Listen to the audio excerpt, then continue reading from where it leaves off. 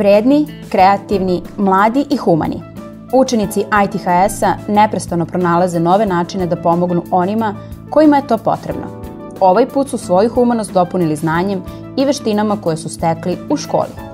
U okviru humanitarnih aktivnosti došli smo do jednog višeg nivoa i dogovor je da pomognemo ne samo poklonima onima kojima je to potrebno, nego i svojim radom. Ono što naši učenici najbolje znaju, to je sada programiranje i uređenje sajta, tako da trenutno pripremamo par sajtova za određene ustanove, a za škole koje imaju decu sa posebnim potrebama pokazala se potreba da napravimo aplikacije koje će pomoći njima u daljem radu i učenju. Učenici ITHS-a su učestvovali u do sada najvažnijem školskom projektu. Pravili su aplikaciju, ne ni prvu ni poslednju, ali sigurno najznačajniju, za decu iz osnovne škole Sava Jovanović Sirogojna.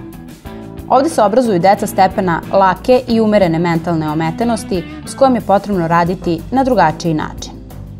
Deca sa autizmom najčešće nemaju razvijen govor, pa je neophodan drugi kanal komunikacije, a to je najčešće posebno prilagođen softver na računarima. Pametni telefoni u današnje vreme, tablet računari i aplikacije za računare veoma su značajni i od veoma velike koristi za decu sa autističnim spektrom kao i za odrasle osobe koji ne komuniciraju verbalno.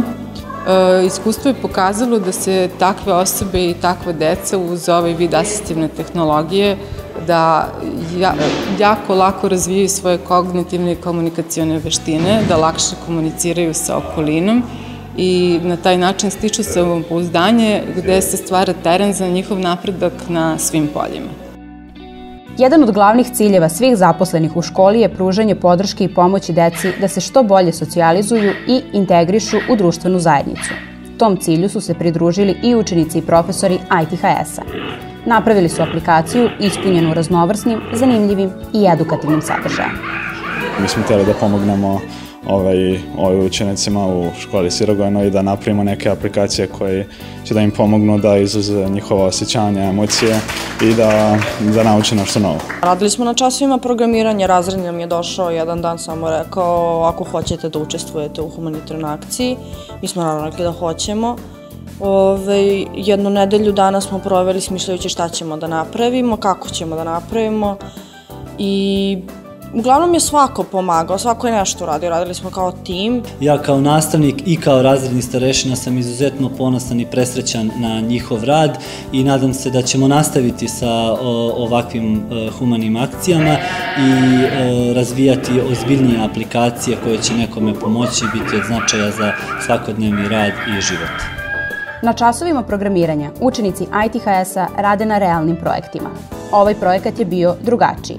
Napravili su aplikaciju koja nekome olakšava svakodnevni život. Praksa u školi jeste važna, ali ih učimo i kako da prepoznaju potrebe drugih, da pomognu, da pruže više.